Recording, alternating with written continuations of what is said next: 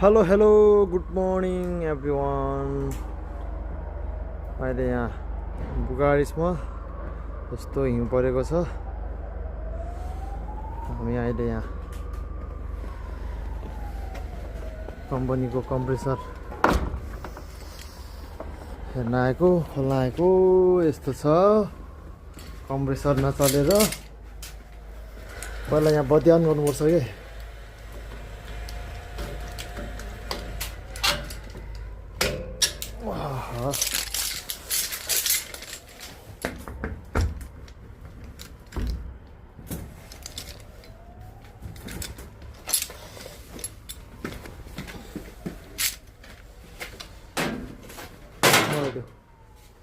यसरी हो।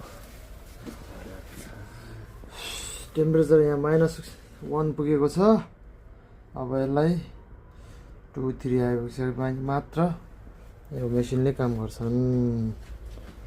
अब यसलाई यसको मोटरलाई तताउनु पर्यो। मेसिन छ यहाँ,